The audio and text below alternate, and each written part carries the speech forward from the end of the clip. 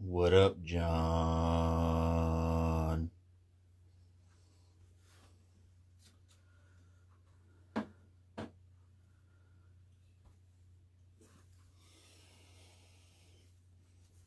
I'll do a little interview with you too later.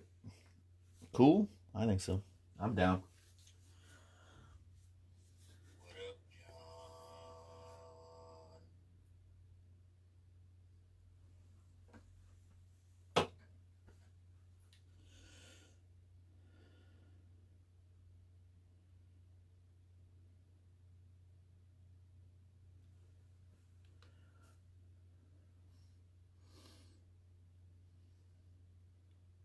Are we ready?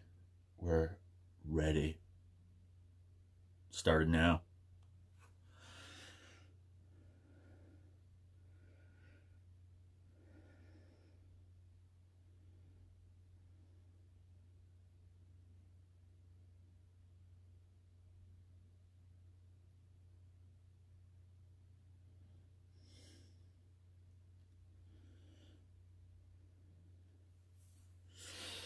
What's up?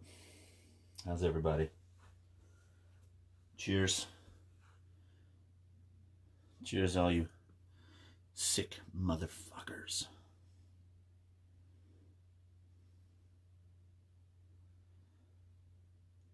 Let's just get everything underway here.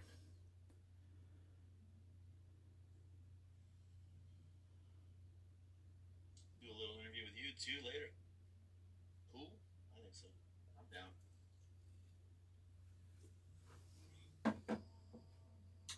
What's up? Old school. This shirt, at the time, I ordered Skeletal Earth. What the fuck is the album called? Oh my god, it's killing me. So I ended up, it was a buddy, Toronto buddy, actually the guitarist for Summertime Daisies.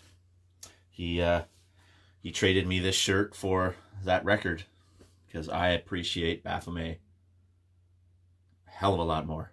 I like Skeletal Earth, but it doesn't compare to Baphomet. So I was like, fucking give me that shirt.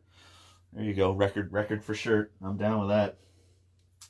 So yeah, let's play this right now.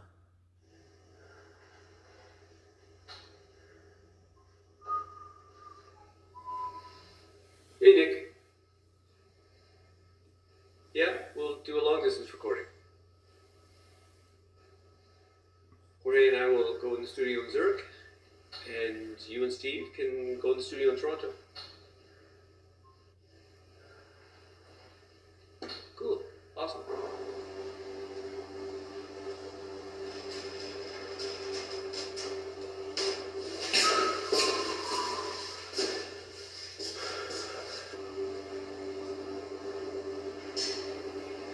Eulogy of a Dying Fetus. That's right. That's right. Jorge! Ready? Yeah.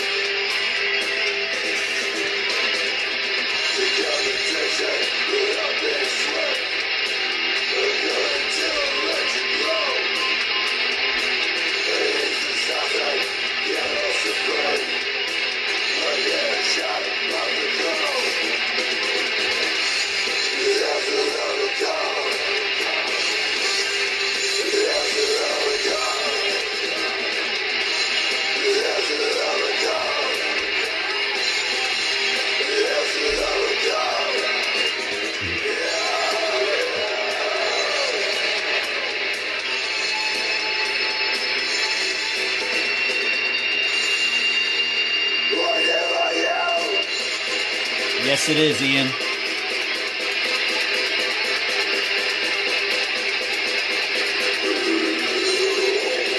Well, just the drummer.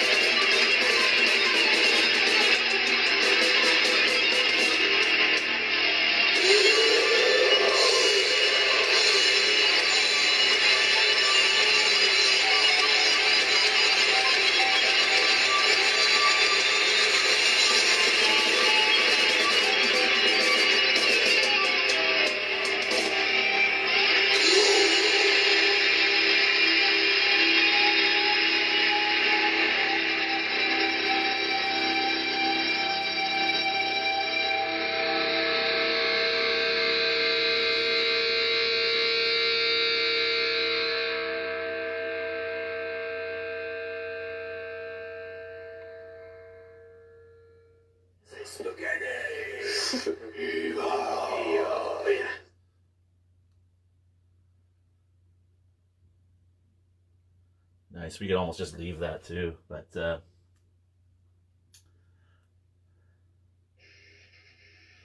Ian, that was the drummer from that band that Mortician did the cover of. Yeah, so that was there. Let's go back here for a sec. So that was Slaughtering Slaughter. So they're doing obviously a track from Old Slaughter with the original drummer, Tales of the Macabre, Ron Sumners. He was the original drummer on the early stuff. And so that was with Nick Sagias of Overthrow, Soulstorm, Jorg Romeo from Tor de Marfil, and Steve Waller from Epileptic Brain Surgeons and Corpse Liquor Studios. So the drums and lead guitar were recorded near Zurich, Switzerland, and vocals, bass, and rhythm guitar done in Toronto. Steve mixed and mastered the final audio. Video for Nick and Steve was shot in Toronto, while in Zurich, Jorg and Ron was shot and then edited by Sumner's Graphics. So, yeah, that's what that's all about. So, how cool is that?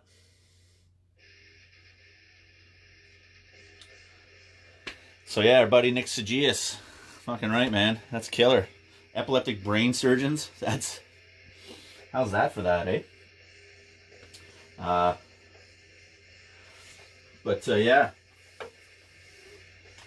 And then they ended up having to change their name to Strapato because, Glam Slaughter, I guess, had more pull, if you want to say. So they got them to switch their name to Strapato, which is, just the title of their album anyways.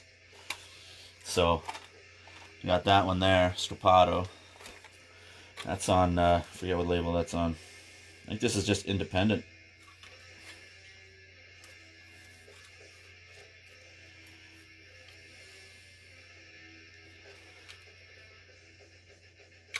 Yeah, I think this was indie. So, Fatal Judgment.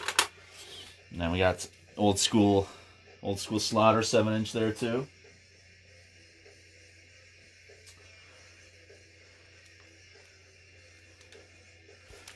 This is 462 of 1,000. And I paid $1.99 for it. So, yeah, I'm sorry to hear. There's Ron right there. Ron Sumner's right there. So he was the man. He was the man in the original Slaughter. So that's cool as shit. Oh, we're going back a few. Of course we're going back a few. That's the whole point of this, man. So what the whole thing with the Growl and the documentary and everything that we're trying to do is literally just go back as far as we can into, where the origins are of just, of it getting brutal. I mean, a lot of us still have, we have the ideas and kind of know, where where the timeline is. And so this is kind of what we're always trying to do, is just dig up, you know, when was that pivotal point when things just got really extreme, right? And all of a sudden it's like, this isn't just your average thrash metal anymore. Something's going on here. Something's a little edgier. The vocals, the drums, you know, the guitar sounds, distorted bass, all that kind of shit, right? So Slaughter is massive in the, you know, the building blocks of death metal. One of the olds, the originals, literally from Toronto, Canada, which is an hour from where I live. Dave Houston still lives in Toronto. Been trying to connect with him to you know, sit down and chat, because we got because I mean, obviously a lot of you know that Chuck Schuldiner was in Slaughter for, you know, for a brief period. So that's, you know, that's monumental. That's fucking, like, that's huge.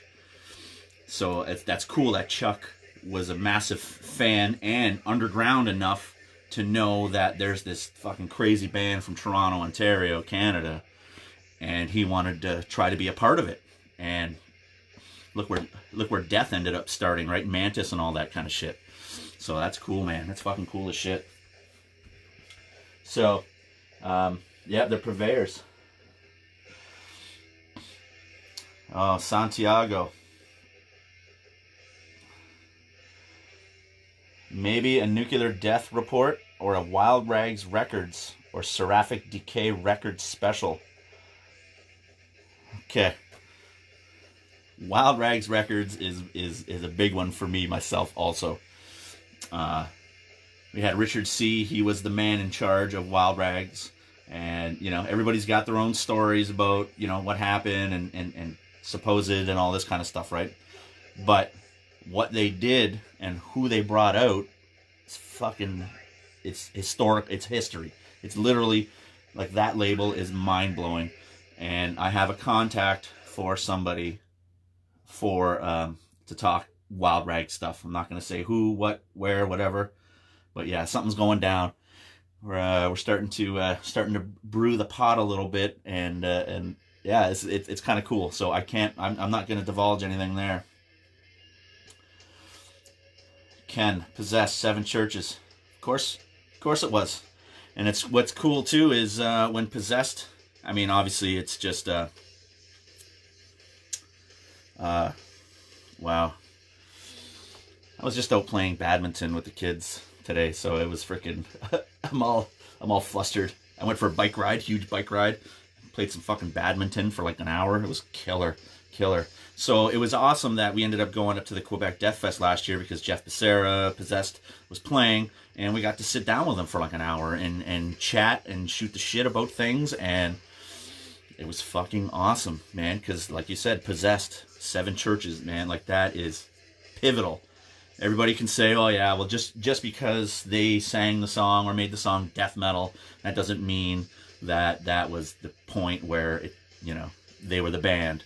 But they kind of were. I'm going to say they kind of were. But that's just me, right? I'm not, we're not forcing these issues down your throat. We're just bringing this out to you so you can kind of gather your own information and, you know, make your own timeline. So, yeah, man. Yeah, Possessed. Totally is. Of course. Nuclear Death, eh? Fucking right.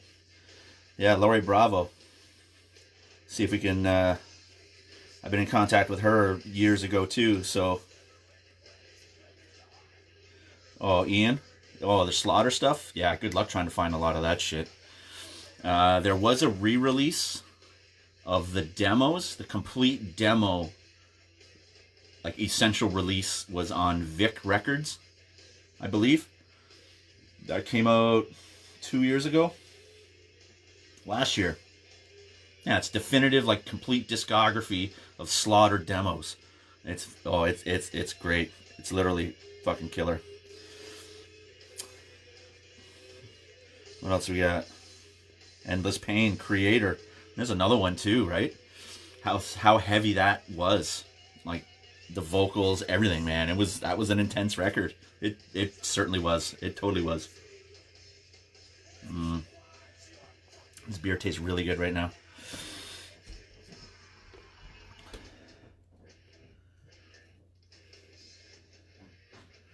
Yeah, it's true. Possessed are one of the main bands that cause the other bands to go more faster and evil.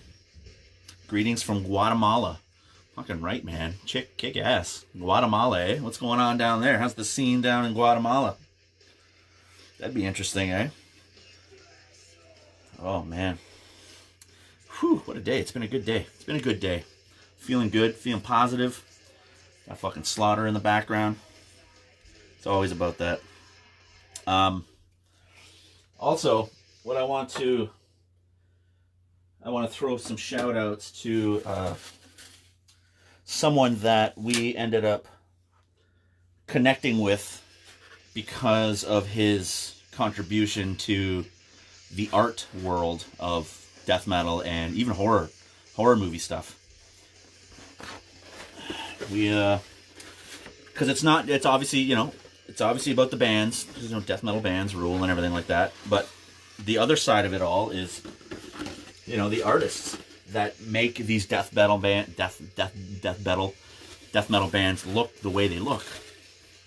So it was awesome because last year, like I said, our friends in Shockstock out in London, Ontario, they do it's like Cinema Wasteland of Canada, where it's just underground cult celebs and, you know, vendors and all that kind of stuff. And we do it here in London, Ontario, which is like not even 2 hours away from here, from St. Catharines. So last year they ended up hooking up with Putrid Matt Carr, because his affiliation with horror movies is you know, it's pretty intense, because he is doing a lot of the artwork for the newly reformed Deep Red Horror Handbook and Deep Red Zine that, if any of you know out there, I brought it up before, Chaz Balloon. He used to be an editor for Gore Zone back in the day. For, how many issues did they put out? Maybe 22? I think it was 23 issues or something like that. And he was one of the main, you know, kick-ass writers for Gore Zone, because he loved the B-side of everything. He loved the Euro sleaze. He loved all that shit. So, super cool. So he had Deep Red going. So then Matt Carr was, you know, commissioned to start doing artwork for the new Deep Red stuff, which is fucking awesome.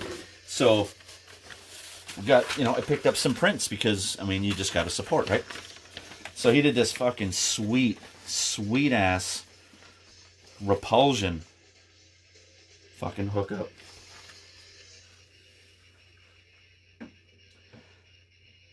Yeah, Sacrifice, Torment, and Hell. Fucking right, man. Morbid Tales, of course. So yeah, he did this sweet Repulsion one. It's just Blind Dead. You guys are familiar with Armando Desorio's Blind Dead trilogy series? Fantastic. Like his artwork is fucking, it's killer. It's killer. What else I got? Oh, and since I'm kind of like a Cannibal Cam myself, that's did a sweet print of Cannibal Holocaust. You guys are familiar with that Ruggero Deodato Euro sleaze of disgusting proportions. Unbelievable. That fucking movie is that's one of the main reasons why I'm Cannibal Cam, because I was just fascinated with the cannibal movies of the Italians that they were putting out at the time. Ended up meeting Ruggero too at he came to Toronto for, it was the Fan Expo, which was the Festival of Fear, which is run by Rue Morgue magazine also. So they did almost a Euro year where they brought Maurizio for the first time out, from Maurizio Guarini from Goblin, because he lives in Toronto now. So he was in Goblin. They brought Dario Argento. Then they brought Ruggero Deodato. They brought Garetta from Demons. And who else was there? I think that was it. But yeah, fucking Cannibal Holocaust. And then there's this one too that he brought. Jeff Zorno too. He's another one, man. Zorno Must Be Destroyed. Fucking great guy. Great dude. I met him at excuse me, the Maryland, was it not last year? Last year? Year before. Maryland Pre-Fest with Mortician and Lord Gore and Rawhead. Yeah. Fucking awesome. I finally got to see Mortician. I got to fucking see Mortician. It was unbelievable. Unbelievable. But there's this one too. He did this one. This says this was actually from from a zine that was used like a long time ago, and he handed this over too along with the other prints because it says death metal at the top, and we're doing a death metal documentary. So like that's fucking bomb. Like it's sick, man. He's got like it's just oozy. It's slurpy. It's fucking gory. That's a killer, man. Matt Carr. Make sure, man, if you want to grab some prints, he's always got this shit for sale. Putrid Matt. Make sure, Putrid Matt. And of course, we always can't say enough about Mark Riddick also. Fucking right.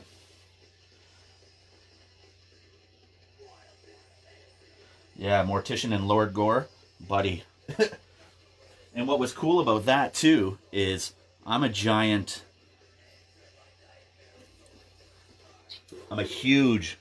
Neil Smith fan.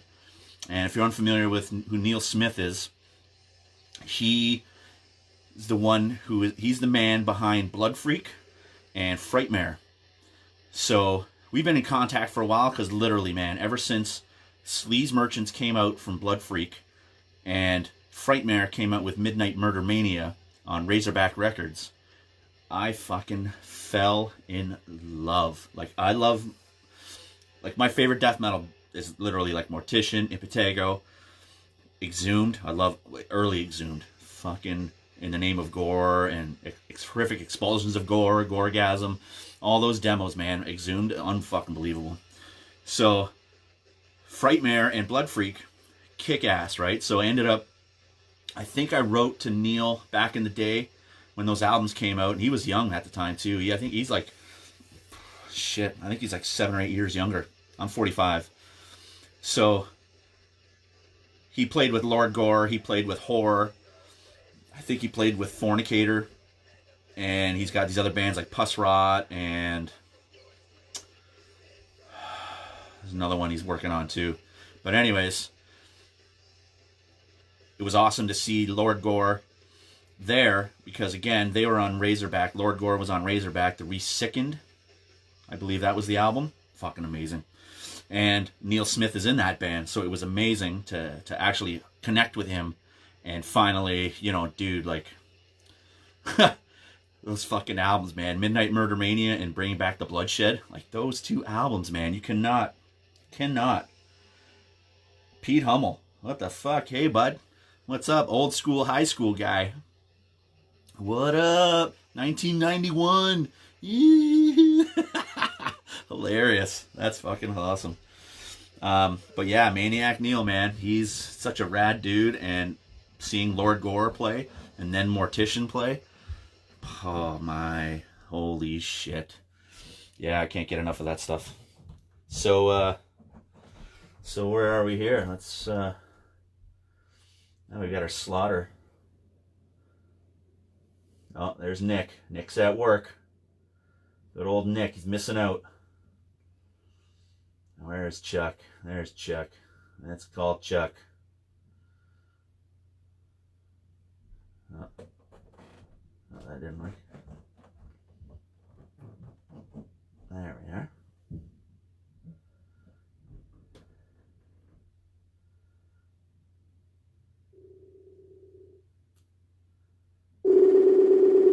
Kaboom.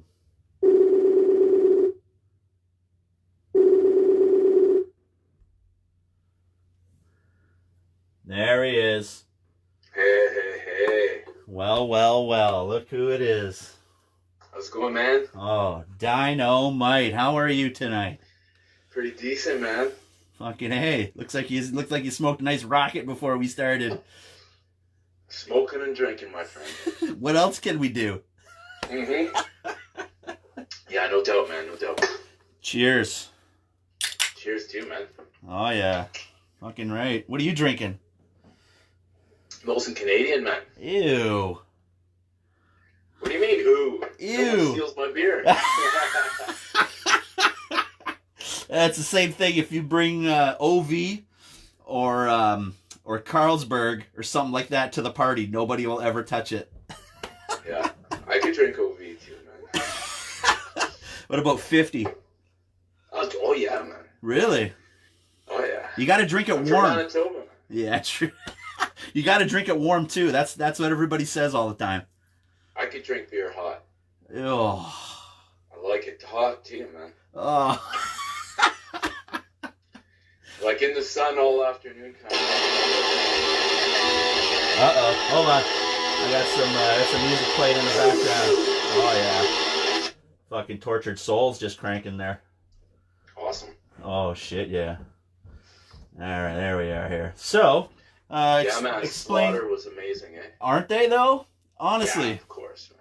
They just We have grew that. up with that. Yeah, they have that vibe where it's so fucking raw, like we always talk about. That demo, garage, raw, and it's right in your face. It's that punk rock aesthetic, but it's fucking... You know what else?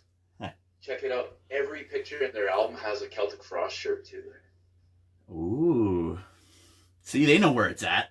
Yeah, check it out. You'll see. I'm like, yeah. Well, let's see here. Let's see what they got. I got... Check it out, man. No, I can only see... Only one of them has Slaughter on it. Terry's got the Slaughter on it. That's it. Come on, they gotta have a bunch of Celtic Frost shirts. Nope. Well, there's nothing on that. Well, where's the collage, man? There's no collage in this 7-inch.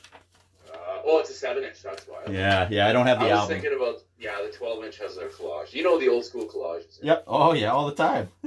Fringe records, all that, of course. So, explain to everybody who you are and what do you play? Well, my name is Chuck. I am a death metal singer and guitar player. I'm a rhythm guitar player. I don't play leads. I produce albums. I do everything, videos, all that artwork, the whole 150,000 million different things that you got to do to be in a band, right? Oh, yes. Yeah, I was around in the 90s. Let's say 89 is when I started with IMMORTAL Possession, and it was at the end of 89, and then we released our first album. I think it was 90 or something like that. And let me just see here. I got a reference here. Yeah, 91. 91 was our first album or whatever. But it was cassette back then, Yep. Which is fine. That's all everybody had anyways. Yeah, man. Because a lot of people weren't buying albums at that time. Albums were... The thing is to put something on vinyl, you had to kind of be on a label, though, too. Totally. Yeah. To a degree, because, there was a lot of 7-inches that came out, too, right? Yeah, that's true. A lot of people put out a lot of 7-inches. But nobody was really buying vinyl because CDs were coming in, right? So people were kind of like, vinyl, it's too big, it's bulky, or whatever, right? And they were cheap at the time, man. I remember buying a lot of vinyl for like $5 to $10 on like metal disc, or like some of those old distribute Cargo records, all that kind of shit too, right? Oh, yeah, Cargo, yeah. Totally. Cargo had everything. So yeah. So, old school Canadian guy. Where are you from? Where is it? Winnipeg. He's in Winnipeg. So you grew up out west and absorbed metal in the middle of nowhere. Yeah, it's more central. Let's call it central because we are west of you guys. We're west of all the east. Let's say, but generally, yeah, we're pretty central. We're prairies and.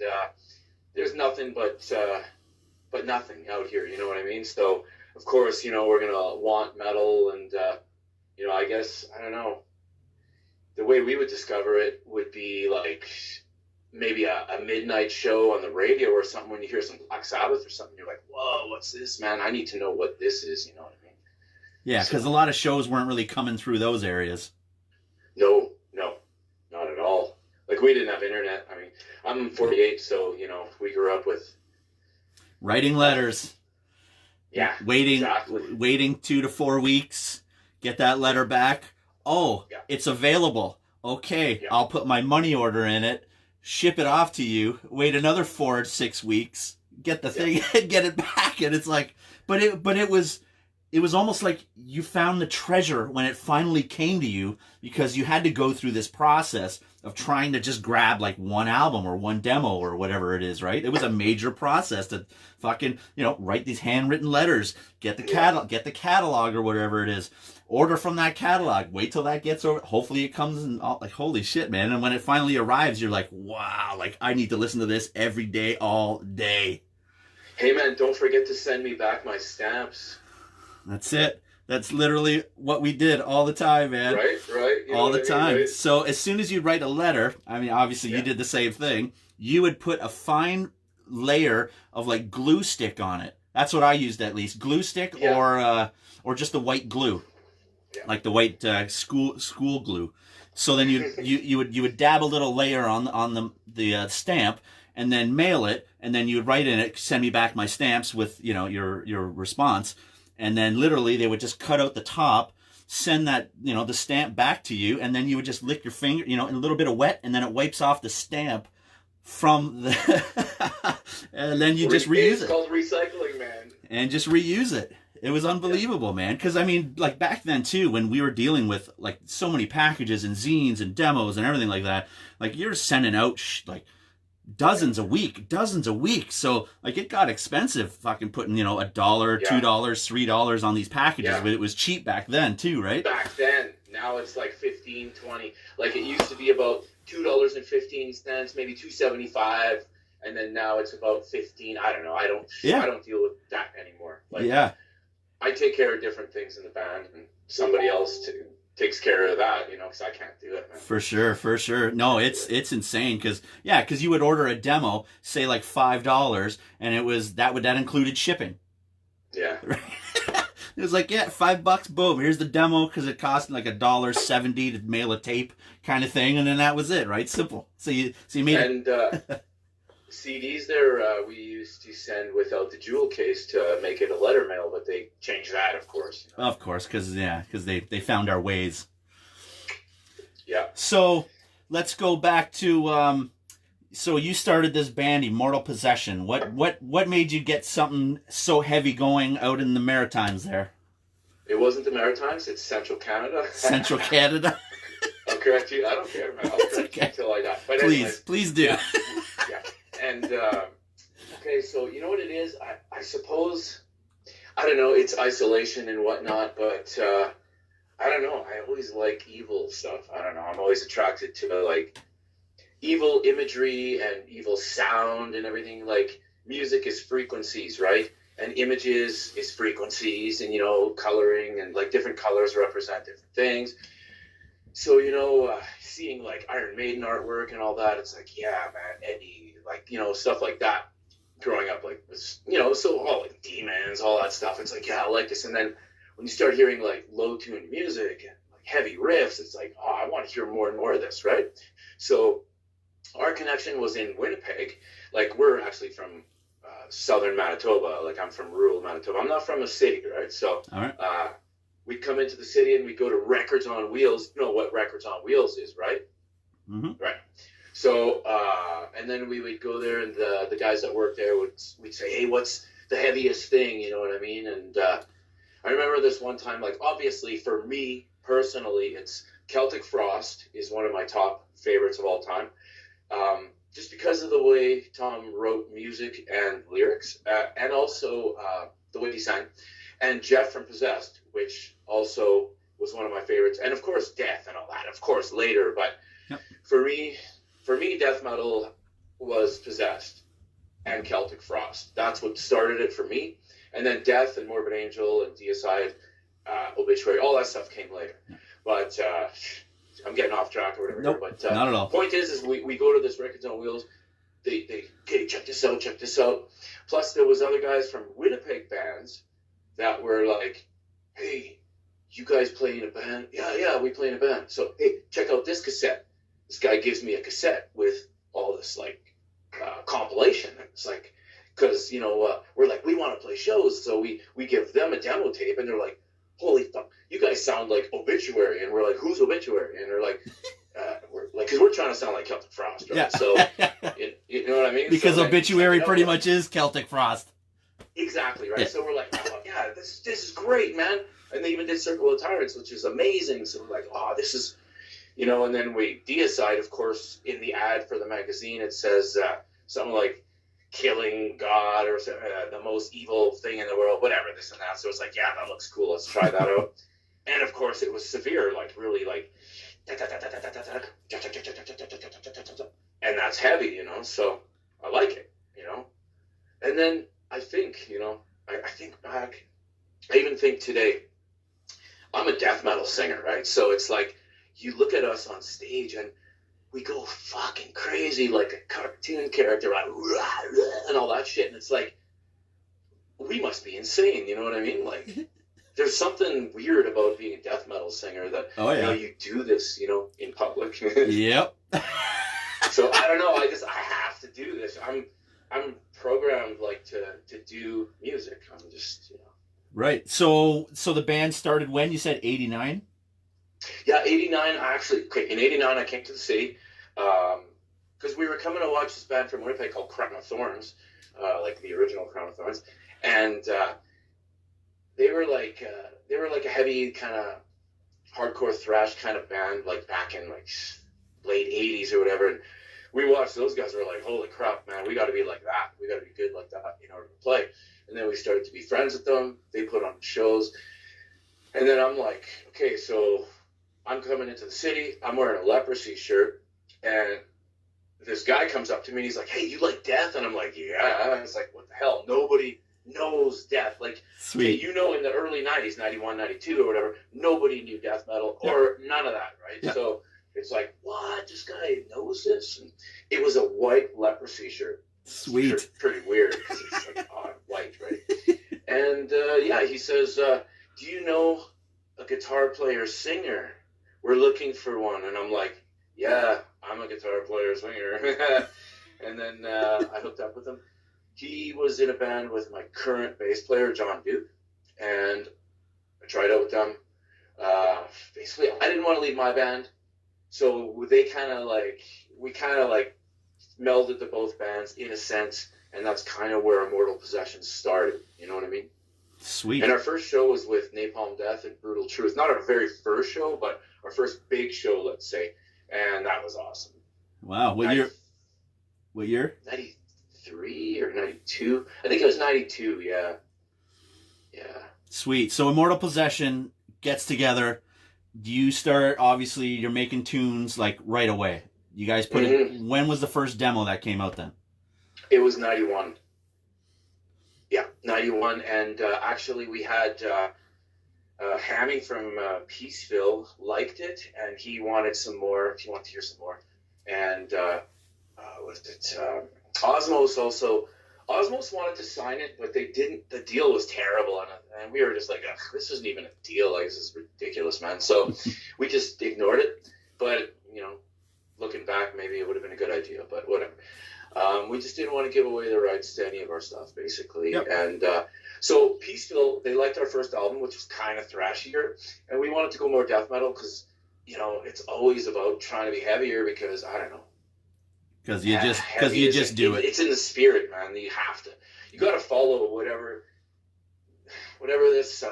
Like I say, my brain is like an antenna, right? And other death metal musicians too, any musicians. And there's these frequencies going through the air, and it's like, oh, that's a riff, and I catch it, and I write it, and then I play it. Someone else might catch part of it too, and they might write some of it, but ultimately, we write, we record, and then we play what comes to us in our antenna. You know, I'm tuned into the low frequencies of death metal, let's say, and even my lyrics, man. Like when I write lyrics, you read my lyrics. I'll challenge any of these people out there. Yeah, watch this. Challenge you. When our album's out, man, check it out on CDN Records, by the way. read the lyrics. It's like this stuff comes to me in a trance, and it's like there's things that are coming out that are being told to you. You have to pay attention. Ignore me all you want. I don't give a shit. But if you want to pay attention, be one of the lucky ones. Fuck whatever. I'm serious. See, I know it's funny, but it's true. So whatever. Good. Yeah. So when you guys started playing shows, I'm assuming everybody out in the, you know, out where you are, were kind of blown away that, you know, what the hell are you playing here? You should know Metallica and, you know, Testament and all that kind of shit, right? Yeah. Yeah, people were like, whoa, what the fuck is this? Like, and the thing is the good thing for me is I'm lucky because I've always been so lucky to play with really good musicians, man. And our town, Winnipeg, is crazy, man, with good musicians. But I've always been lucky to have some of the best, tightest guys, right? So when you get to play stuff that's super tight and people respond to that, it gets better and better and better, right? And so, I don't know, back then, I always make a joke that in the early 90s, there was about 12 bands and 500 fans, and now there's 500 bands and 12 fans. Yes. You know what I mean? Oh, my God. It's so true. So everybody's in a band now, right? Yeah, but I'm a fan of pretty much all the bands from my town. Sweet. A lot of bands from other towns that I'm meeting, you know what I mean? Like, so there's some killer musicians out there, you know? Good. So how did you record your first demo then? Our first demo, we went to Records on Wheels, and we're talking to the guy running it, the manager, and we're like, yeah, man, we want to record an album or a demo or whatever. And he says, oh, my buddy Len Milne from Bedside Studio or whatever in Winnipeg. It's a buddy of mine he became a friend of mine, and he started a studio in his basement, whatever, and he made me a deal like, hey, let's record the first album, whatever, blah blah blah. We recorded it. We were stubborn about stuff that we didn't know about, and then he corrected us and all that. You know, you learn. Yep. And I learned a lot from him too, in the life. And we did that album, and back then, then you got to put it on tape, and then you just send it out, the way we used to do it to all the labels and stuff. And I don't know if the first album got on Relapse distribution or if it was the second album that we did, but one of them ended up there. Like, you know how the Relapse catalog would have a bunch of stuff that they sell. Yeah. So I made friends with a whole bunch of people that were working there, stuff like that. So totally. Yeah. We're trying to get signed because we're like, hey, we need to do this and this and that. But, ultimately, back in the day, I'm kind of happy I never really, signed shitty deals or whatever, because, I don't know. Right. So music means a lot, So you ended up going to this guy's studio? Yeah. To record their first demo, which was called? Grave News from the Other Side. Sweet. How many tracks? Pardon? How many tracks? I think it was 6. Let me just check here. I have a reference here because I'm burnout, right? Yeah, and it's a long time ago. Grave News. Yeah. Okay, it's not. I don't know. I think it's 6. Yeah, 6-song demo or something, right? But so yeah, back then we'd make cassettes, and then we'd send it out to all sorts of people and whatever. And we would. I never had a computer back then because it was old school, right? So totally. I would make photocopies and cut out shit with scissors and X-Acto knives, and we'd make our album covers like that. And then we'd go do color copies. And then we met this woman who worked at Canon and stuff. She was one of the top people at Canon because they had the color copier back then, and nobody had them. And we're like, I don't know why, man. I just talk to people all the time. Back then, I don't do it anymore. But I was like, hey, hi, and then whatever, and all that shit. And she brought us up there at night and made a bunch of copies for us, and we made our sleeves that way. So it's always do it yourself. Yep. Save money, because, you got to try and, with us, we would make our product, our discs or cassettes, whatever, sell them, get that money, make some shirts, take that money, make some new shirts, make some patches, blah, blah, blah, and make that money, because I ain't getting paid, and I also am not really putting money into it. So any money we make from playing a show or selling shit goes just it's that thing, you know what I mean? Like, Totally. I don't deal with none of that shit because I hate money. That's the root of all evil, man. Yeah, man. Oh, God. So you guys put that demo out, and what year was that? 91. 91. So what happened right after that? You guys started playing a bunch of shows, started getting good feedback from everybody, start doing interviews everywhere and zines, and start working on new material, obviously. Yeah, we got a bunch of stuff, some reviews from all the magazines. You remember, like, of course you do, Meat, all that stuff like that. Oh, yeah. And then, of course, like, Sounds of Death and all these, like, awesome magazines from, like, all around the world and stuff, right? And then we're like, oh, yeah, we were trying to go more death metal because the first album was, like, the stuff, like, I came with, and then the second was the stuff we all wrote together, right? So it was more death metal, and we wanted to put that out and try and get it out, like, you know, sooner than later. And then we ended up getting asked to play some shows, and that's when I mentioned the Napalm Death and Brutal Truth show. Sweet. Got to play that in Winnipeg, and that was our first big show we played. And after that, I mean, we played with, I could just name a million bands, like Entombed and VOTOV and like whoever, but that was the start for us. And then when we played that show, it was at this place called the Zoo in Winnipeg, the main heavy metal bar in Winnipeg. And then all of a sudden it was packed, and then people are like, "You guys are fucking awesome, man. Where are you guys from?" And I'm like, "We're from Winnipeg." And they're, "What? You guys are from here?" It's like, "We got bands like this." I'm like, "Yeah, where are you guys? Like, why aren't you guys coming to shows? Don't you know about this?" No, Nobody knows about nothing, right, back then. So what had happened was, because of Napalm Death, because of this promoter named Mike Lambert, who used to book Sacrifice, Razor, Disciples of Power, you know, all the best shit ever. He liked us. He says, "You guys are a good band. I want to put you guys, you know, with Napalm Death at the Zoo." So he booked us, you know, and then we played that and a whole bunch of other shows. And because of that first show, all these people come to watch us, and they're like, "Yeah." And then we got a following. And then, you know, the scene started developing. Us with other bands that were around were doing this thing, and then, you know, that's how it all started, I guess. Right on.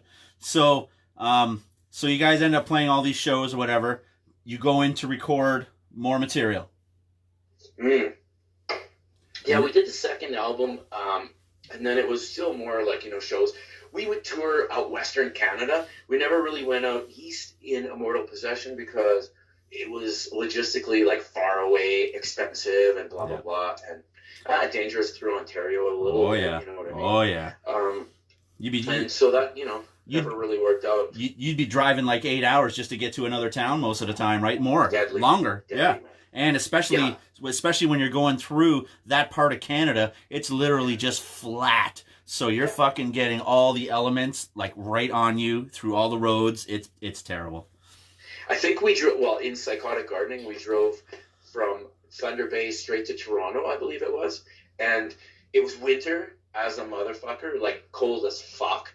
And we show up at the venue, we bring all our gear in, and the promoter says, "You guys are on in like 20 minutes. And I'm like, our guitars are ice cold, the fucking amps are ice cold. You can't turn an amp on when it's fucking full of frost.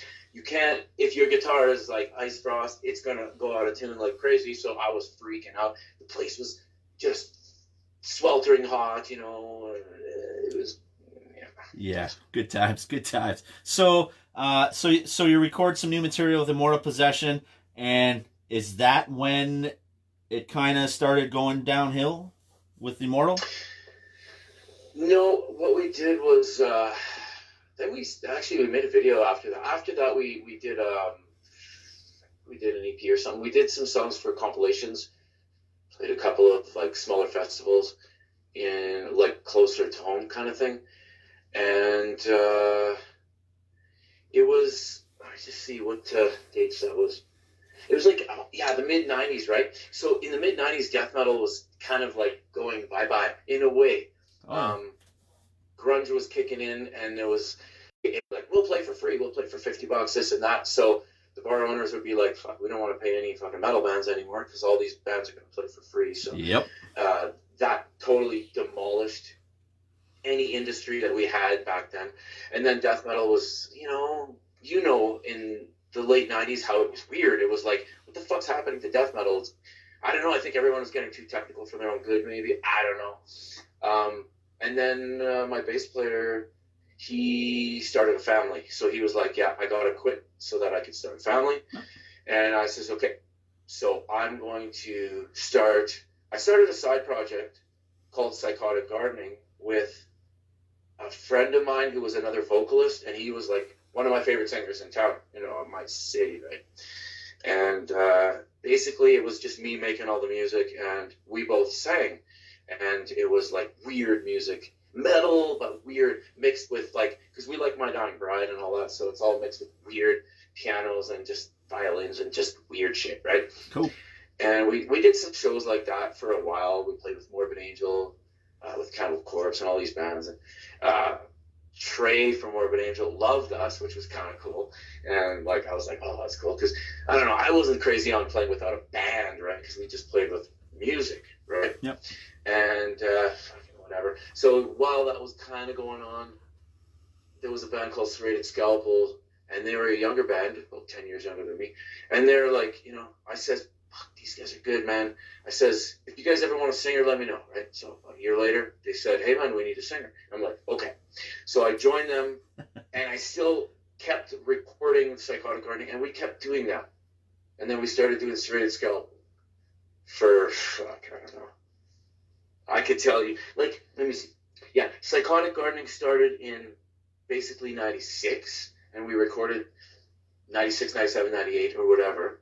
And Serrated Scalpel started in 1999.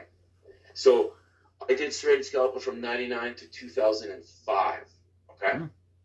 And in Serrated Scalpel, that's where I met Jake Satcher. This is my guitar player in Serrated Scalpel.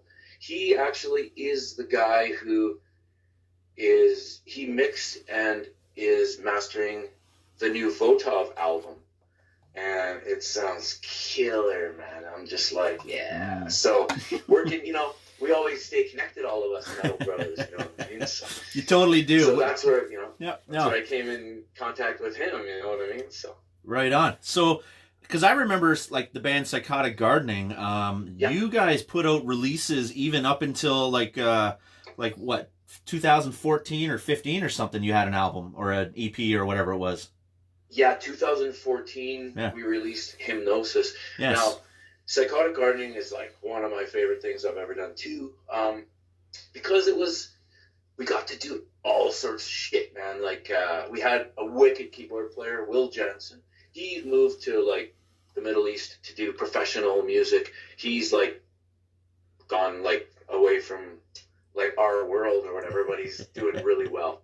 And he's like one of the best musicians I've ever played with. He was like, he could do 2 keyboards at the same time and do just a lot of shit. So we got to have like, violins and pianos and voices and all this shit. We tried to keep most of like the rhythms more simple. Kind of the way Typo Negative, My Dying Bride would do stuff, because those are my favorite bands, right? And we had 2 singers. It was myself. I sang and played guitar, and then my buddy Gillis Hammer, Chris Gillis, he was the other singer, and we both sang trade-offs. We got to do, because back in the old days in death metal, like singers like Chuck Schuldiner, and it's Schuldiner, by the way, that's how it's pronounced. Just so you know. Call me out, man. I have to, man. I was called out myself, so that's why I'm correcting people. Schuldiner, yeah. So, I don't even know what I was saying, man. I got sidetracked. What were we talking about? I talk a lot, man. So it's perfect, though. That's what we want, man. We got to get those digging stories. Oh boy.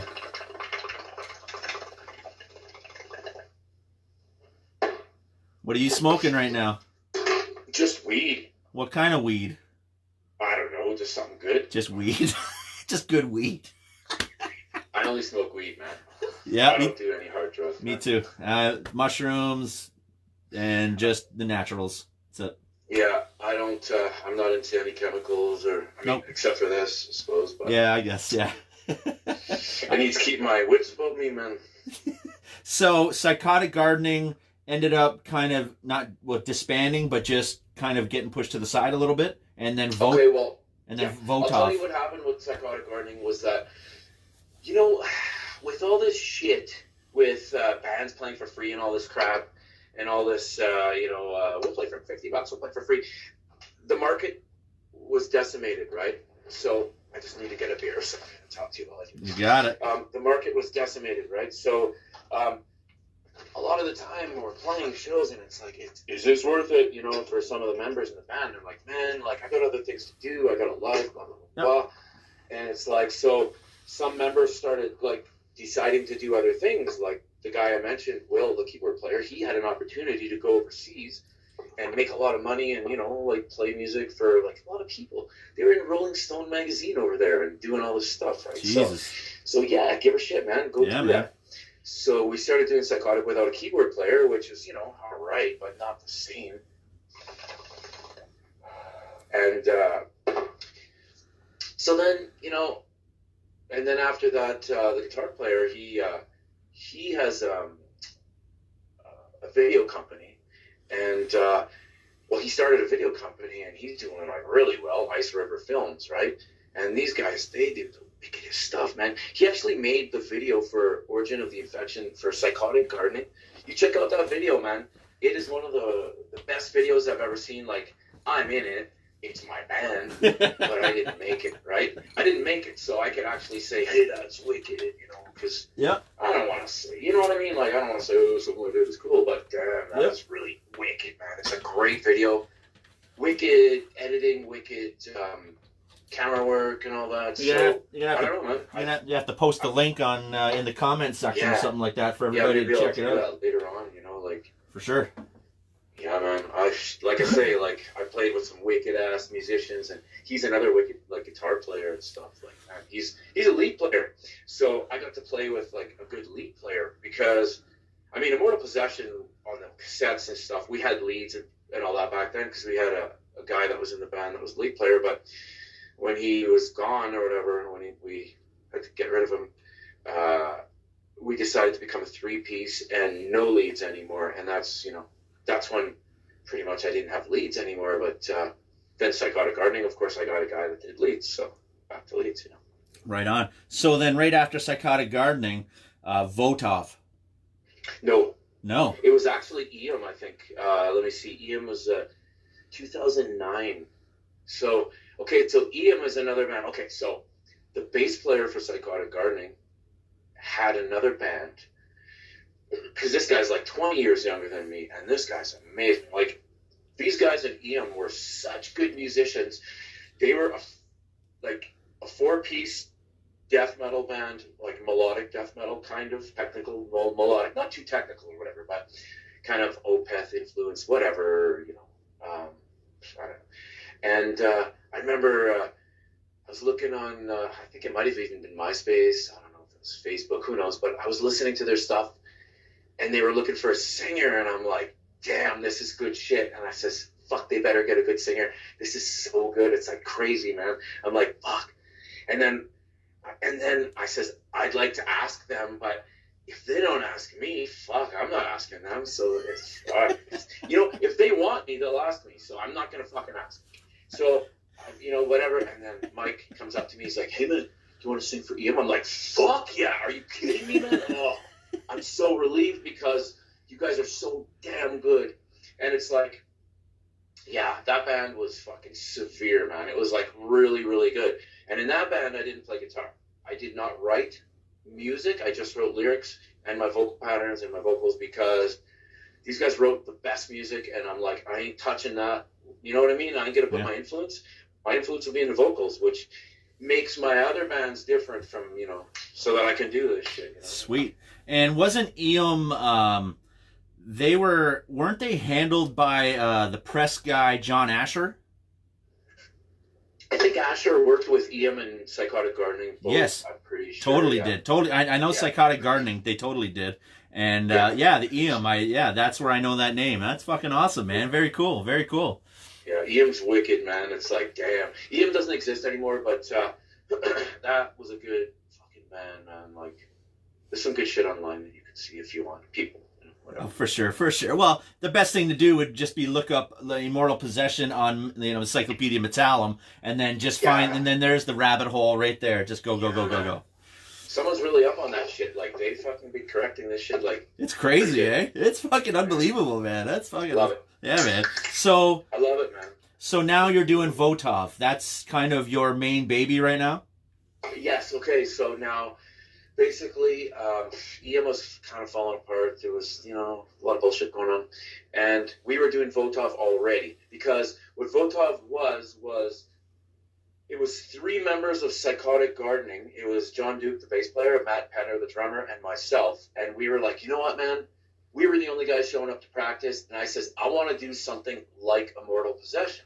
I want to do a heavy 3-piece, like, because John's in it, the bass player for Immortal Possession. Why don't we do that? So we started doing VOTOV, which is very similar, right? 3-piece fucking old school death metal. Simpler, not fucking stupid shit, right? So we started doing that.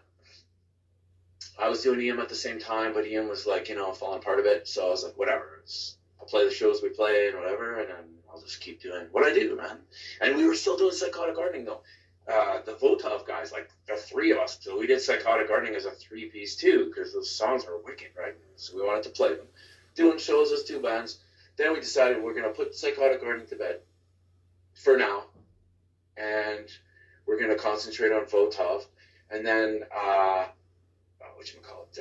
EM fell apart, and we went 100% VOTOV. But then we started saying, you know what, man? We got guys like Craig talking to us, and it's like, about Immortal Possession, man. Yeah. And, Fernando, all these other guys that we're friends with from back in the day, they're like, we want to put out some old Immortal Possession and shit, but we don't want to re-release the old shit because it's shitty compared to what we could do now, right? So we're like, let's fucking re-record that shit, man.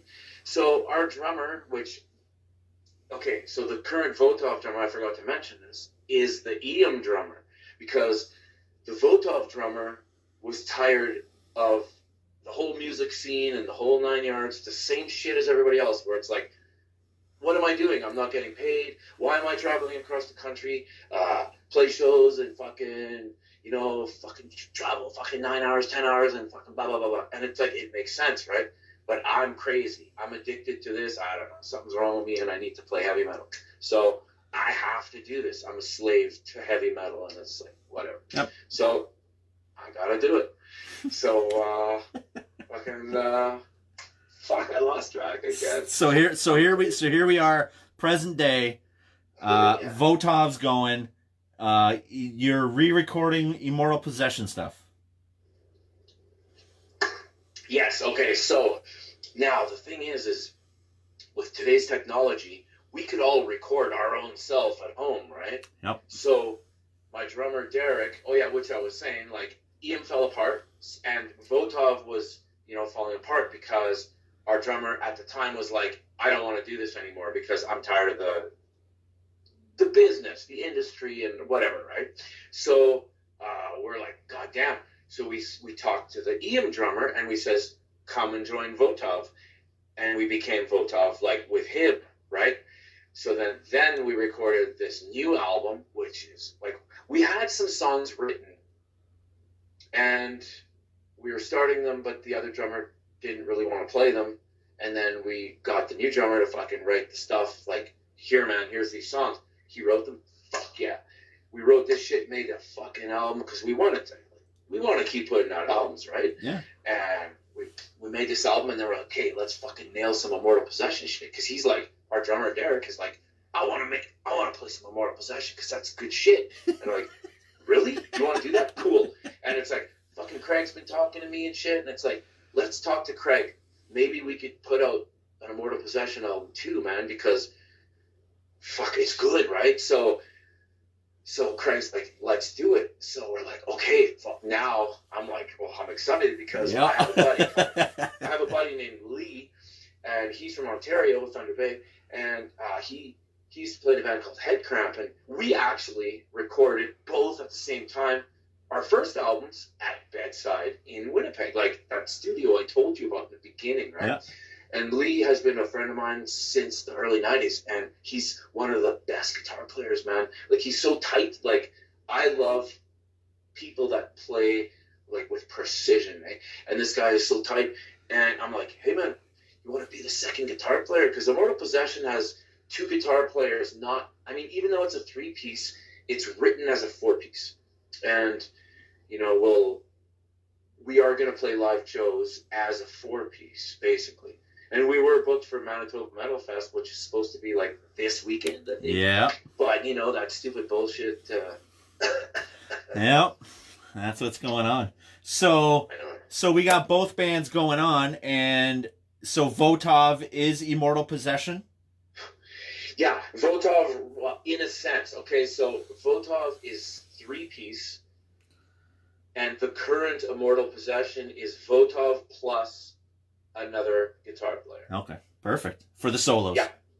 So it's going to stay like that. But also, on the recordings for Immortal Possession, we had a violin player play stuff because we were influenced by My Dying Bride and, like, Morbid Angel. You know, they had some weird shit, and we liked that. So I definitely want to put some of that on the recordings. So I may talk to a violin player, or I may do it myself, because I do that too. So. Very cool. So, like, you keep mentioning, you know, the name Craig. Craig is our friend at CDN Records, which, you know, he gets brought up a lot here because Growl and CDN, we've been, you know, collaborating on a lot of shit. So it's awesome that he grabbed VOTOV and the new Immortal Possession stuff that you guys will be fucking killing. For sure, dude. Like, and you, man, thank you very much for doing this, because, you know, like, man, we've been doing this, like I said, I'm 48, doing it since 89 or whatever. I never stopped, okay? I never had a family. I never went to school. I never did anything. I'm a servant. I'm a slave to heavy metal, man. Always been doing it, never stopped. And fucking, I have to. I'm obsessed with it. I have no choice. It's like I'm programmed by something to do this stuff. And like I said, the people will have to check out lyrics. The people that need to and are supposed to check out these lyrics will. Anybody else, they won't, you know? Right. Because I'm telling you, like, there's a reason why I named Psychotic Gardening, because there's multiple reasons behind everything I do. And one of the main reasons for that was because it's like a filter.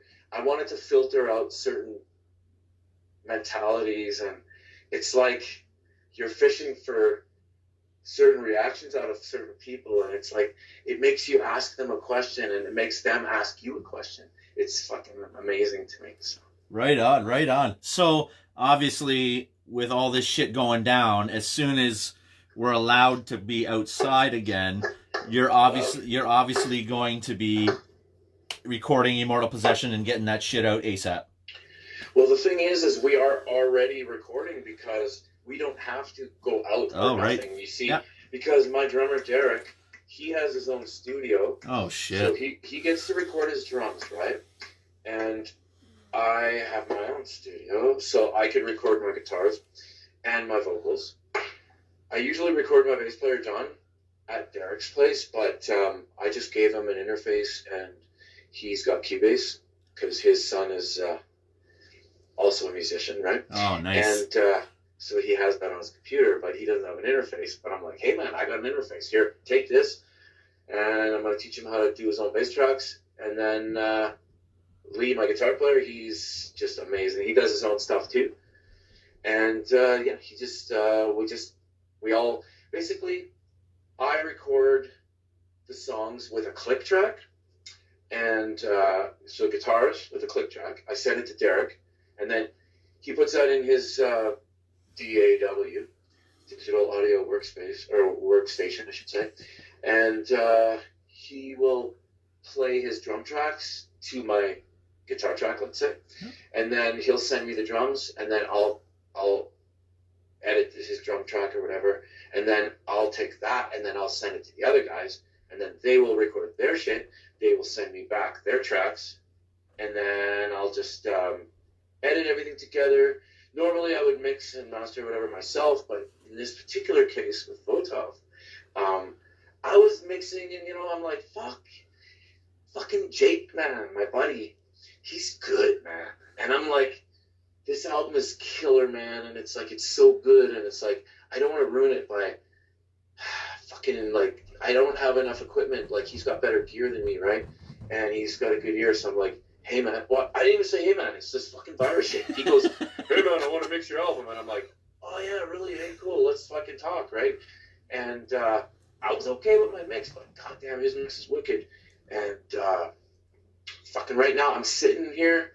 It's in my fucking hands. We can give it to Craig at some point. I got all the artwork just ready to go and everything. I'm waiting for permission from one of the photographers. I got all the other permissions from all the other photographers. The fucking layout looks killer. It's just excited, man. It's gonna be a great album, man. Killer, right? We're happy, man. Yeah. Like fucking CDN, man. Like, I'm so excited. Like, it's the first time I'm on a label. I never wanted to be on a label because fuck everybody and fuck all this bullshit. But I like Craig and I trust Craig, and CDN is from Canada and they're kick ass, and it's like, it's just the right thing for us. You know what I mean? Yep. And I'm just happy, man. Perfect blend, right? There you go, man. Yeah, Fucking man. keep it Canadian too, right?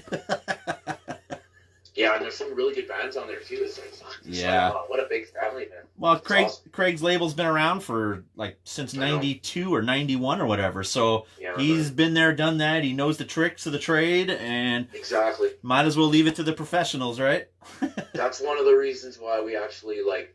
I mean, I've always wanted to work with Craig ever since he started talking to me about the old demos and stuff, right? But Yeah. like I said, I don't want to release the old shit because fuck, we are shitty and the sounds were shitty, like compared to what we do now. And it's like, fuck, right now it's like we demoed 8 Immortal Possession songs. Like right now, I have them. And they're killer, and it's like, woo! And it's like, fuck, I gotta re-record this for the album, man. And it's like, fuck, this demo shit's already good. So it's like, whatever, man. Right on. Well then you And what? Oh, I was just gonna say, the thing is with our own like studios or whatever, you could relax. You could be like, oh fuck, man, I'm gonna smoke a joint, fucking drink a beer, and do some vocals, and then when I'm tired, I'm gonna go to sleep, and then I'm gonna wake up and I'm excited and I'm gonna do this. It's not like you're under pressure. But I gotta say quickly, Lenny from Bedside, this guy was awesome because he made me feel comfortable, and an engineer and a producer that knows how to treat somebody. Like he said to me, don't worry about the clock, don't worry about money and all this shit. He's give me a good price, right? And he's like, I want you to sing wicked. And he helped me become a better singer just by doing that, and I totally appreciate it. Right on. So Yeah. why don't you like release the demos with the new recordings? No, No. I can't, man. It's No. like The old stuff No. is cringy to you. it is, man. It's like, yeah, it's not good. No, it's just no. But Because the new shit's so much better, man. It's like, Of course. But it's just I need hey, check this out. 2 days ago, I don't know where it is right now. I was going to pull it out, excuse me. I found the first 2 Immortal Possession cassettes, brand new, never been played once. Wow. I opened them and they were all like virginal and shit, and I'm like, holy crap, look at this. I wanted to take pictures to show you and shit, because I mean, I was going to be on your show, but I got doing something. I don't know. I've been working on artwork, Yeah. I'm making a cassette sleeve, eh? Oh, Immortal Possession cassettes are coming? No, VOTOV cassette. Oh. Hey, man, if Immortal Possession's on cassette too, that's wicked, man. Like, whatever Craig makes me do, I'm going to do. But I like I said, I don't do business like John takes care of business in our band. I take care of art and music and all this like different type of things. But I don't do business. But somebody tells me, hey, I need this album cover, blah, blah, blah, blah, blah, this and that. And then I put together these ideas and these visions that come in my head because they come there like automatically. Right on. Yeah. So, yeah, and like you mentioned earlier, we don't question ourselves doing this. We just do it because we have to do it. This is what we know and what we love. Yeah, man. It's like the way I see my life is like I am a computer program, basically. Like, it's like there's commands that are given to me, like just impulses and electrical impulses, and it's like, I do this stuff, and it's like pretty much like the future has already happened, and it's like time, to me, time doesn't exist, and it's like the concert that I'm gonna play, let's say in a year from now because of this bullshit, but that already happened, right? And it's gonna happen, and then when it happens, it's currently happening, and after it happened, it has happened. But it's always been there, man. Like, time doesn't exist. Just read my lyrics, some people. Yeah. Well, our friend Ken Escobedo, who runs the Death Metal Crypt, and we've been chatting Ken, with man. whatever, he posted up a bunch of links up in the comment Awesome. section and everything. So Wait. for the lyrics, is it on the Bandcamp? You know what, man? I don't know if shit, man. I don't think I put lyrics in certain places. I should though. I'll have to do that. For Well, VOTOV, yeah. I did recently. See, my best lyrics are not Immortal Possession because, okay, I'll tell you. Like, in 1994, I was in a car accident, right? And before that was different, and after that is very different. So any lyrics after that are like insane wicked. So Psychotic Gardening, VOTOV, and I didn't really write a lot for Serrated Scalpel. I wrote some, but not like, it was different. But for those other bands I named, that's like the best lyrics ever that I've ever done. And like I'm saying, I wrote them with my hand, but something happens to me where I'm like, I could be sleeping and I'll wake up and I'll go, oh shit, fuck, okay. And then I get up and I'm like, it's either like pencil, pen, or whatever, or typing with a computer, and it's like, da, da, da, da, da, and it comes out, and comes out, and comes out, and comes out, and then it just stops. It's like a tap that turns on, and then it comes out, and then I fucking tired, I go to sleep, and then later on I look at it and I'm like, holy fuck, man, like, wow, look at that, that's amazing, like, wow. And it's like, good shit, man. But you know what, man? Like, Craig is awesome because he signed us, and I'm telling you, other labels, fucking stupid. Oh, because other labels don't give a shit about good lyrics. They just want stupid shit. And I'm sorry to all the bands that love stupid shit, but fuck, man. Is there not anybody that wants to, like, get some information? Or is it all just, like, I want to kill fucking babies and shit? Like, that's what I don't get, you know? But whatever. I guess I'm different. Well, yeah, I mean, you have that cookie cutter stuff, because, I mean, that is, you know, essentially what death metal, you know, originated from. It's just the basics. Yeah. But, you know, it's nice to get into other bands, too, that actually explore different avenues and take things in different directions and stuff, right? A lot of people, I wouldn't say have hate on them, but a lot of people have a hard time with, oh my God, I fucking just, Time Ghoul. You know Time Ghoul? No, I don't. Okay, they're very spacey, and their lyrics just are like, they're not of this earth kind of thing, right? So nice. so they try to take you out into the universe and all this other weird shit too, but playing this killer death metal with this atmosphere and stuff. Yeah, like old school demo shit. Time Ghoul. They're fucking unbelievable. Check that out. Thank you, man. Oh, dude, for sure.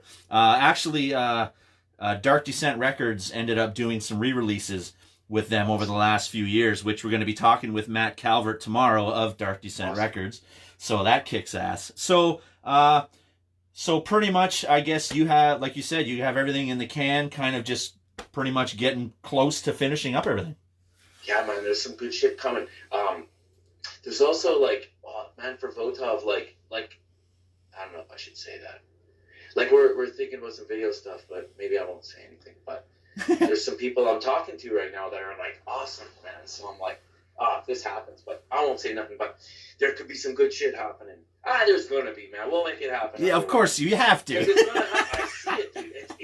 I see it. It's like this. It's a snapshot of the future, like a deja vu, let's say. Yep. And Monte Cristo Calvaire, qu'est-ce que tu vas faire? Je pense pas.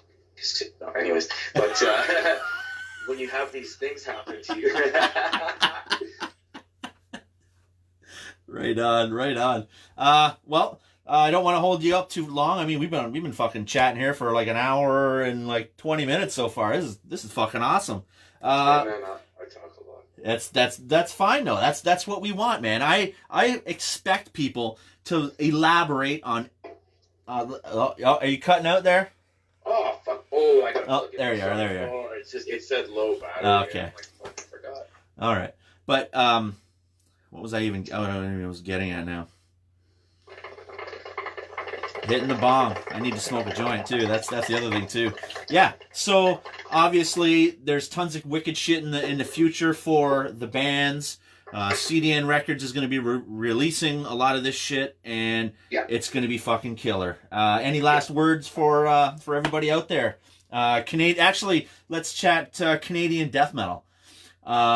We grew up here, and obviously we can name 700 bands from just like Tampa, but nobody can mention from Canada. Right. Can you name at least 20 death metal bands from Canada? Fuck no. Man, you know what, man? Fuck, man. There's a million bands, like, I can't even name, like, more than one, because there's so many that I really love, and it's like, I do interviews, and if I mention a couple of bands, I'm like, oh, man, I didn't mention, like, my buddies that are, like, amazing, and it's like, one of my favorite bands of all time, like, actually one of my favorite bands of all time is from Canada, and they're, like, amazing. They don't exist anymore, like. Which is? Altars of Grief. Altars of Grief? Fuck yeah. Wow. I haven't heard that name in fucking, wow. One of my favorite bands of Canada, right? Like, Exit Strategy is another band that's like, holy fuck, man. Do you know Exit Strategy? No. From fucking Calgary, man? Nope. Holy crap, man. I don't know if they exist anymore. Probably not. But, wow. Do you remember a band called Casket? Yes. They were from either Calgary or Winnipeg or something, yeah. That was the cassette days, man. Yes, I ended up finding that cassette at HMV in Toronto. Mm-hmm. And pissed I don't have it anymore, because I actually did like the demo, so I'd always have it in my car or whatever like that, and just, fucking car, partying, all whatever happens, right? Like, shit just gets lost. It's like, fuck. So yeah, any last words for everybody here before we sign off? Man, I don't know, like, I guess thanks for doing this, man. Cheers to you, to everybody that's out there. Craig, CDN, all the fans from all the bands I'm in, like my band members, my family, my girlfriend, like everybody that is helping me, stay alive in this shitty fucking world, man. It's like, I guess I'm here for death metal, and that's what keeps us sane. Help, That's what keeps us sane, man. Honestly, if it wasn't for music and everything else, I don't know where I would go. Same with me, man. So you say you're 45 or something? Yep. See, and I'm 48 or something. So we're from the same kind of, like, damn, that was a weird world. And now with, like, the internet shit, it's completely different, right? So we were lucky, man. Oh, we were unbelievably lucky. It's funny when you chat with the younger generation, and a lot of them are like, the ones that are involved in the metal scene and everything like that. They're all like, they're pissed that they missed out on the primal eras of the scene growing up and everything like that, like the way it just formed. Sacrifice and Razor, man. Yep. We had a show, For Determination tour from Sacrifice, right? It was Sacrifice, Razor, and Disciples of Power in Winnipeg, and that was like fucking unreal, man. Wow. And you know what, man? I'll tell you this. Sacrifice, actually, like, I was a young kid, probably about 16 or whatever, maybe 17, and I was a huge fan, man. Like, I mean, Rob Urbanati was like, he's a guitar player that sings, one of my favorite things in the world, right? Yeah. And I was like, fuck, this guy rules, man. And they were sitting there, and I was like, fuck, I want to talk to them. And so they said, hey, come and talk to us. And I was like, yeah, really? I was a young kid, right? Yeah, man. And I go talk to them, man, and I was wearing a Possessed shirt, and it was like, oh, fucking Wicked Possessed shirt, and I'm like, fuck yeah, right on, man. So, and they talked to me for a little while, and then I was like, fuck, these guys actually talk to me, right? And to me, that was like one of the most important things and important lessons in my life, because it was like, these guys that I looked up to are like, hey, man, right on, fan, like, Yep. you know, I'm like, fuck, I love you guys, man, and I want to be like them. So they inspired me to be who I am, man, like, along with, like, you know, everybody else. But these guys, it's more personal because I actually talked to them, and it was like, fuck. And then ever since then, I always thought, I will talk to my fans because of that, man. Right. You know? No, it's... And to this day, I'm friends with them. So, you know. It's true, man. You got, like, to establish that connection, man. That was the same thing when, I guess when I first met the guys in Malevolent Creation. They played in Buffalo. It was Suffocation, Malevolent Creation, Epidemic, and Grotesque Infection.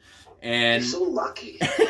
yeah, it was nice being on the man, Buffalo. We didn't get that. Yeah, it was nice to be on the Buffalo border once in a while. Fucking right. So my buddy Metal Dan, who did a zine back in the day too, called Metal Assault, he was in contact with Fasciani and those guys back in the day. So like they talked all the time. So then when they played in Buffalo, obviously, you know, I go with my buddy, and right away it's just like Phil and Dan right away is like, Dad, Phil, oh my God, and then just hanging out, and I'm just sitting there, I'm listening because I'm more or less in awe because it's fucking, you know, it's Malevolent Creation. And it's just a good dude hanging out, man. That's all it is. It's just like, you guys aren't rock stars just because you guys put out these albums and, you know, everyone puts them up on this pedestal. But it's nice to see that there was still that interaction with the fans that, you know, appreciate them and the music that they bring out, right? Malevolent Creation was and is, I mean, fucking wicked, man. Like, damn, fuck. I don't know. They didn't get a lot of respect for some reason. Well, they got respect, but not like the attention they should have, because they were really wicked, right? Yeah. Are you still friends with Phil or what? I'm not. I never really interacted with Phil too much. I kind of do now just because of the documentary, and you know there is reason to chat or whatever. But I mean, Phil still pipes up and stuff, so that's fucking rad as hell. But my buddy Dan, yeah, he's still in contact with him for sure.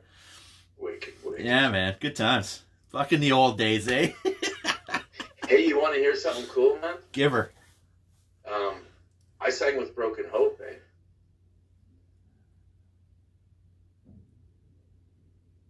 You don't know that? No. Yeah, man. 2013. Actually, you know what's funny? Because I seen Jeremy Wagner pipe up. I think he's watching right now, actually. No, really? Oh, fuck. I think Jeremy, so. I can't see text and shit. I can't see writing and shit, so. Let's see. God damn, Jeremy's awesome. Jeremy, are you watching still? If you are, fucking pipe up, dude. This is killer. So, go on. You know what, man? Jeremy is one of the best dudes ever, man. Like, fuck. Like, okay, check this out. Like, it was like 2013 Carnival of Death tour, right? With Obituary and Jungle Rot. It was like, I guess Damien couldn't get into Canada because of some issue or whatever, so they needed a singer. So this buddy of mine phoned me and says, hey man, I got a weird question for you. He's this promoter in Winnipeg, right? The guy that puts on all the metal fests and stuff. He says, you want to sing for Broken Hope? And I'm like, what? What? And he's like, yeah, they need a Canadian singer or whatever. And I'm like, fuck, are you serious, man? And he says, yeah. So Jeremy's going to call you. So fucking Jeremy from Broken Hope fucking calls me. And I'm like, yeah, man, I want to do it, right? And then I talked to him for an hour. And then after I hung up, I was like, I fucking go on YouTube and I start listening to some shit. And I'm like, holy fuck, is that going to be a challenge, man? Because fucking Joe was wicked, man. But you know what, man? I spent one entire month studying like a motherfucker. So I took the lyrics, like I'm a crazy person and a perfectionist and stuff. So I took the album and then I made a phase cancellation mix where I crossed the frequencies of the mix, which takes out all the vocals. It's just guitars. So anything in the center of the channels is eliminated. There's no bass, there's no drums. You can hear some of the side drums a bit, like cymbals and whatever. And then you hear just riffs.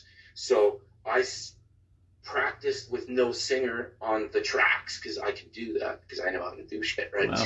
And also, the fucking lyric sheets were like, you'd see some shit, like, death metal, right? So you're following, okay, oh, where is he's gone into space? Like, now there's no lyrics for this. And then, so Jeremy, I says, what about the second verse? He goes, gotta make up shit because fucking Joe made up shit for that.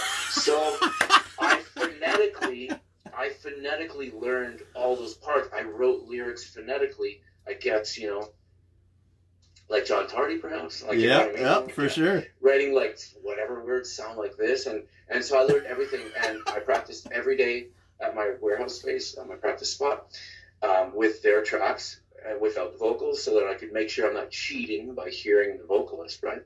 And, and then they flew me to Quebec, and I was supposed to jam for a week in Chicago, but that didn't happen because flights are fucking bullshit, like $1,000, expensive, right? Whatever. So fuck it. They fly me to Quebec, and I show up, and it's like sound check, and they go, we won't get to jam. We get to just do sound check, 3 songs. Okay, it's the first time I jammed with them. We did 3 songs, sound check, good to go. Boom. Fucking that night, I played my first show of Broken Hope, and it was like, did the whole Canadian tour. And then a bit later on, they were going to go to Europe and play in France and Germany. And their singer still couldn't go. And then I got to go to that. And then when we came back, that's when he got to rejoin them. And he's a fucking awesome dude, too, man. Right on. Right on. They're the greatest guys, man. They're like some of my best friends. I had the best time of my life, with some of these people. And all the people on that tour, man. Jungle Rot, Decrepit Earth, man. Yeah. It was like, fuck, man. Just great times. Wow, right on, right on. I met Jeremy too at that same Mortician Lord Gore show, because it was for the Maryland Death Fest, and they were playing that year. So they were hanging out at the Auto Bar in Maryland there for the pre-show. So we're just hanging out or whatever, and I'm trying to stick around because everybody's kind of mingling afterwards, and I want to chat with everybody. So I'm kind of standing there or whatever, and then fucking Jeremy just comes out of the blue. He taps me on the shoulder. He's like, "Hey, man, I don't want to be that guy, but were you that guy that was on Banger TV that fucking mentioned Broken Hope as one of the brutal death metal bands that was kind of the formation of Brutal?" And I was like, "I totally am." He's like, "Dude, I'm Jeremy. What's up, man? Oh my God, and thanks. We appreciate it so much. And, we've always tried to do so much for this scene, and it's nice to get recognized a little bit for bringing the Brutal and all this shit." And then the whole fucking band's hanging out. We're all just drinking for the rest of the night, man. It was fucking awesome, man. Awesome dudes. Yes, man. Fucking right. I remember back in the day, like, we always liked the band photo because there was snow in the background. And we're like, hey, we got snow, man. It's like Possessed, man. Possessed had snow on one of their albums, too, because I think they photographed it in Vancouver or something, right? Oh, shit. I think it was on the Eyes of Horror or something. And by the way, Jeff is also a nice, awesome dude for Possessed too, right?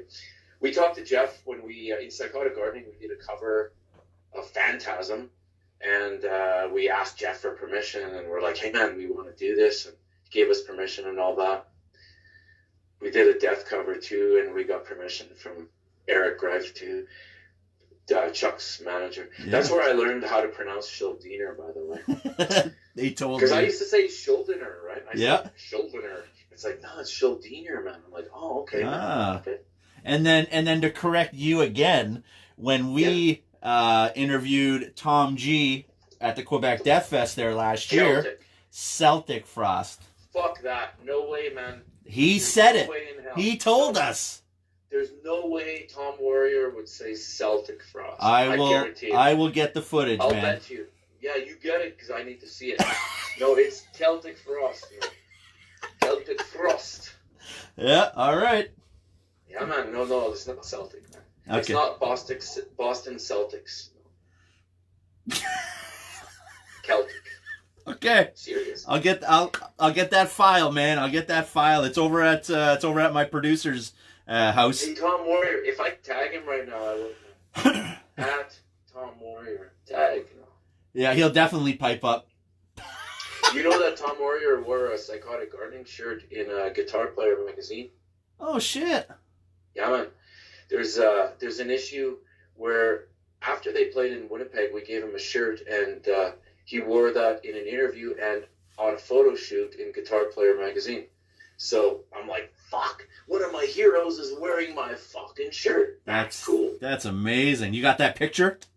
Yes, and I got a picture of Jeff from Possessed wearing one of my shirts too, and that's fucking awesome too. God damn. Because these guys are singers that I appreciate. Yes. Because, you know, when we were growing up, me and you, we had Iron Maiden and Judas Priest and all this shit. Like, Ian Gillan is one of my favorite singers, of course. Oh, yeah. And all this shit is like, yeah, and all that shit. But I don't do that. And here comes Tom Warrior fucking doing ooh and all that stuff, right? Like, hey, and all that. And Jeff is like raspy as fuck. And I'm like, that's what I like. And I want to do that, right? Yeah. And of course, like Venom and whatever. But no. I was more into like Celtic Frost and Possessed than Venom or whatever. Yep. Because heavier the better. It was heavier, yeah. Totally was. Well, thank you very much, Chuck. It's been a fucking blast reminiscing about some Canadian history here and, yeah, bringing it to the people, man.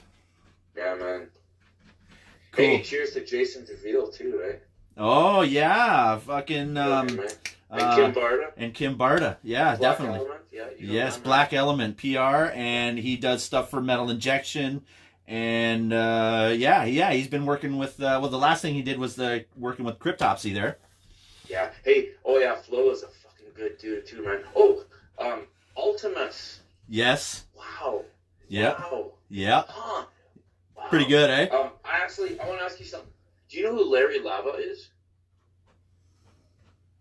No. Larry Lava is from Saskatoon, and he's like college radio guy. And back in the old days, we used to have, that was our, like, you know, we'd send demos to like all the radio stations across Canada, and they would play our shit on their metal shows or whatever. So I thought maybe I'd ask you, because I thought maybe you'd know him, because he was one of the underground, like he wrote from Italian magazine. Oh, from shit. France, right? Oh, yeah.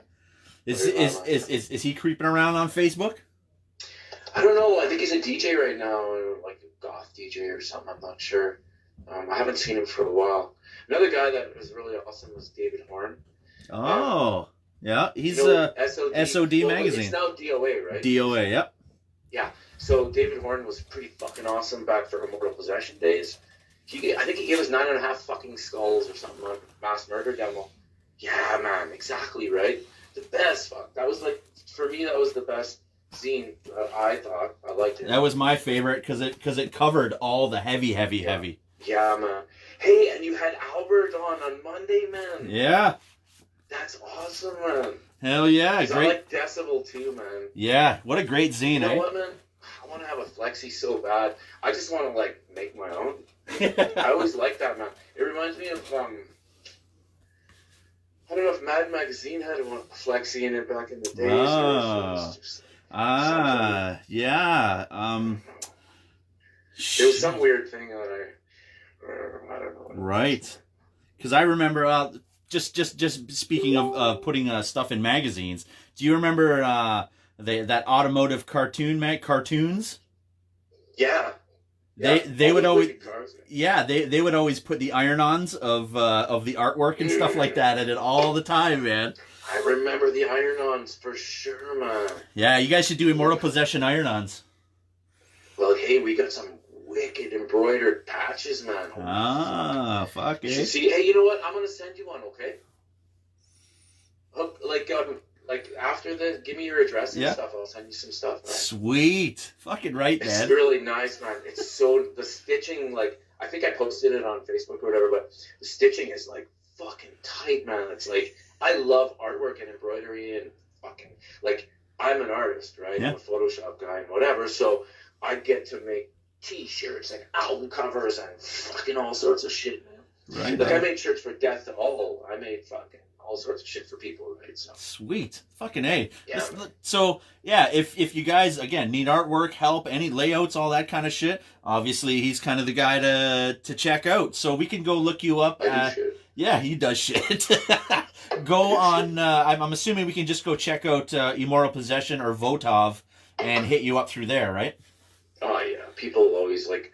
I mean, mostly the other two guys run that stuff, and I'm aware of what's going on, but I don't communicate a lot of the time. It's the other guys that'll communicate more, and but I do, you know. They'll pass the word over. Yeah, but I do like. I don't know. I'm in my own head a lot, and I'm doing a lot of artwork and stuff, and it's like I get burnt out and I don't want to go to sleep because I'm like, fuck, man, there's too much to do. Work, you know? There's too much to do. It literally, man. Yeah, man. My brain works faster than a computer, so I'm like, fuck. I get mad at my computer because it's not fast enough. It's true, man. Well, thanks a lot, Chuck, man. We appreciate it. Right. Again. Thank you too, man. Again, we got all the links and everything in the comment section, so if you want to go scrolling through there, I'm sure Chuck can post some other stuff too. I think the rest of the band is actually hanging out on here, posting all kinds of stuff too. Fucking hey guys, how you doing? I can't read comments, so I have no idea what's going on. Yep. Well, you just read them after you're done. Said hi to me and shit, like I didn't say hi or whatever, but goddamn, I have a lot of wicked friends, man, and I fucking appreciate everybody lots, man. Sweet. Like, honestly, when I post something that I'm proud of or something, and a lot of people give me a thumbs up or whatever, it actually means a lot because it's like, I'm glad I made you happy, like, I'm glad I made you smile, whatever, I don't care. Whether it's music or a stupid image, because I do that shit too. When people like shit, it's like, right on, man, I can entertain you because fucking life sucks, so let's fucking laugh and enjoy fucking metal and all that shit. Ah, right? Exactly, yeah. Every day. All right, bro. Thanks a lot, man. Totally appreciate it. Thank you, too. Everybody check it out and support these motherfuckers. Cheers. Cool, dude. Take it easy, bro. You too. Fucking right. Well, that kicked ass. Mr. Chuck from VOTOV and Immortal Possession. Old school Canadian. Oh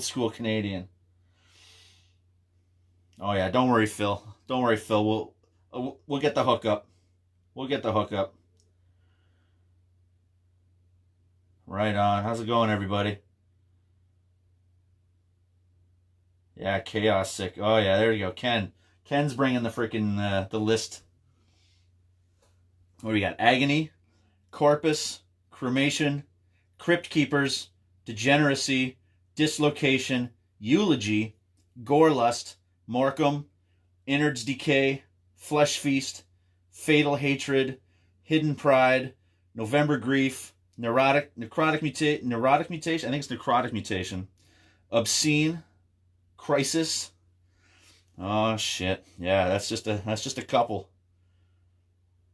Very cool. And then the Eulogy he just brought up too. Turns out, funny about the Eulogy. So this guy Ivan hits me up about a music video from Toronto for a stoner rock band, and we were trying to do some collaborating, and unfortunately his band disbanded by the time we were ready to start, shooting his music video, which was going to be actually a pretty cool music video. But anyways, so he starts chiming in. He's like, "Yeah, man, I'm an old school death metal guy too. I love what the Growl's doing and everything like that. And I used to be in this band back in the day too. And I don't know if you ever heard of Eulogy." And I was like, "Eulogy? I fucking know that name or whatever, right?" So he sends me some links, and I'm like, "Holy fuck!" Because I think I remember seeing the name in like even Chuck brought up Meat Magazine, which is out of Toronto. Again, Toronto, the fucking base for everything. Drew Masters, he's the man, and he's still, it's awesome too, because he's still kicking around and going to all the shows all the time. So it's wicked to see that guy. And I'm pretty sure I seen the name Eulogy in, parts of that magazine back in the day. So that's rad, man. And it's cool that he brought that up, and I was like, I actually know the fucking guitarist of that band. So fucking A, man. So there we go. Fucking Chuck is such a badass human. Fucking A, Shane. Fucking A, bro. Man, that was a good one, man. That was good. It's nice and that's the thing too, right? We need to get some of the Canadian out there. That's why I started it off with that Slaughtering Slaughter, which featured oh my god, fuck. shit. What's his name? Ron. Fuck, man. I'm fucking losing it these days. So it featured Ron on drums, the original drummer for Slaughter. And, you know, Nick on bass there, Nick and vocals. So he was in Soulstorm and Overthrow. And now he's doing Tribe of Pazuzu. And if you're not familiar with that, those releases were on Vic Records just recently. The last album, I think the new album is on Vic Records also. And that features Flo on bass, Flo on drums, and John McEntee actually played guitar on the first Tribe of Pazuzu.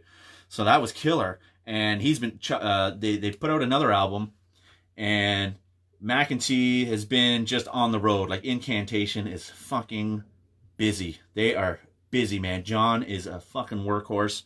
And again, it's the same thing as us, man. Like, it's all we know what to do, right? So he wasn't able to play the guitar on the new Tribe album, so he did vocals on it also.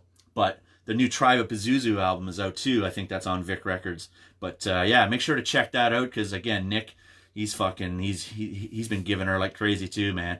Good Canadian legend there. Overthrow, especially Overthrow. Like, come on, man. Fucking great. So,